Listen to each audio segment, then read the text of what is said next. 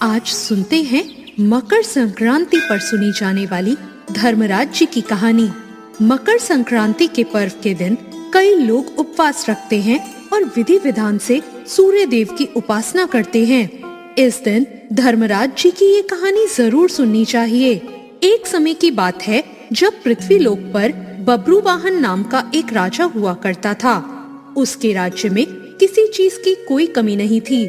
इसी राज्य में एक हरिदास नाम का ब्राह्मण भी निवास करता था, जिसका विवाह गुणवती से हुआ था, जो बहुत ही धर्मवती और पतिव्रता महिला थी। गुणवती ने अपना पूरा जीवन सभी देवी देवताओं की उपासना करने में लगा दिया और वो सभी प्रकार के व्रत किया करती और दान धर्म भी किया करती। इसके अलावा अतिथि की सेवा करने को वो अपना धर्म मानती थी।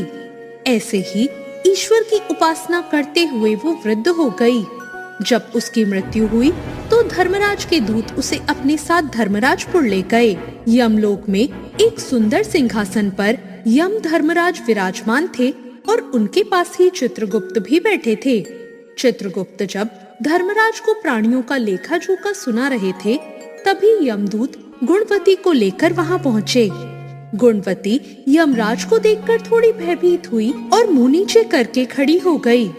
फिर चित्रगुप्त ने गुणवती का ब्यौरा निकाला और उसके बारे में धर्मराज जी को बताया।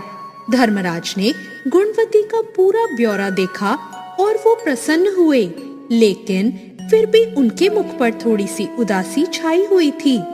ये देखकर गुणवती ने पूछा, हे प्रभु, मैंने तो अपने जीवन काल में सारे सत्कर्म किए हैं, फिर भी आपके मुख पर उदासी क्यों छाई है? इसका क्या कारण है? और प्रभु, मुझसे क्या भूल हुई है? धर्मराज जी ने कहा, हे देवी, तुमने सभी देवी देवताओं के व्रत किए, उपासना की, लेकिन कभी भी तुमने मेरी उपासना या मेरे नाम से कुछ पूजा पाठ दान नहीं किया। धर्मराज जी की बात सुनते ही गुणवती क्षमा याचना करने लगी और कहने लगी, प्रभु, मुझे आपकी उपासना के बारे में कुछ भी पता नहीं है। कृपा करके मुझे कुछ उपाय बताइए जिससे सभी मनुष्य आपकी कृपा के पात्र बन सकें, और मैं आपके मुख से आपकी भक्ति का मार्ग सुनना चाहती हूँ। और मेरी कामना है कि मृत्यु लोक पर वापस जाकर मैं आपकी भक्ति करूँ और सभी लोगों को इसके बारे में बताऊं। धर्मराज जी ने बताया कि जिस दिन सूर्य देव उत्तरायण में प्रवेश करते हैं, यानी मकर संक्रांति के दिन मेरी पूजा शुरू करनी चाहिए और उस दिन से लेकर पूरे 1 साल तक मेरी पूजा करते हुए ये कथा सुननी चाहिए। साथ ही मेरी पूजा करने वाले व्यक्ति को धर्म के इन 10 नियमों का पालन अवश्य करना चाहिए। पहला नियम, धीरज रखना यानी संतुष्ट रहना। दूसरा नियम, अपने मन को वश में रखना और सभी को क्षमा करना। तीसरा नियम, किसी प्रकार का दुष्कर्म नहीं करना।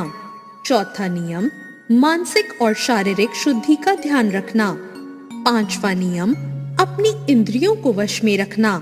छठा नियम, बुरे विचारों को अपने मन में न लाना।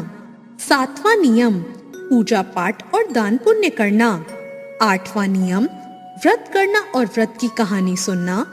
9वां नियम, सच बोलना और सभी से अच्छा और सच्चा व्यवहार करना। और 10वां नियम, क्रोध न करना। धर्म के इन सभी लक्षणों का पालन करते हुए 1 साल तक मेरी कथा नियम से सुने, दान पुण्य और परोपकार के काम करें और अगली मकर संक्रांति पर इस व्रत का उद्यापन कर दें। इसके बाद मेरी एक मूर्ति बनाकर विधि विधान से प्राण प्रतिष्ठा करवाकर हवन पूजन करें और साथ ही चित्रगुप्त की भी पूजा करें और काले तिल के लड्डू का भोग लगाएं। इसके बाद ब्राह्मण भोज करवाएं और बांस की टोकरी में 5 सेर अनाज का दान करें। साथ ही किसी जरूरतमंद को गद्दा, तकिया, कंबल, छप्पन, लोटा और वस्त्र आदि का दान करें। संभव हो तो गौदान भी करें। धर्मराज से पूरी व्रत की कथा सुनकर गुणवती ने पुनः धर्मराज जी से प्रार्थना करी, हे प्रभु, मुझे फिर से मृत्यु लोक में जाने दीजिए, जिससे मैं आपका ये व्रत कर सकूं और साथ ही इस व्रत का प्रचार भी लोगों में कर सकूं। इस पर धर्मराज जी ने गुणवती को धरती लोक पर फिर से जाने दिया।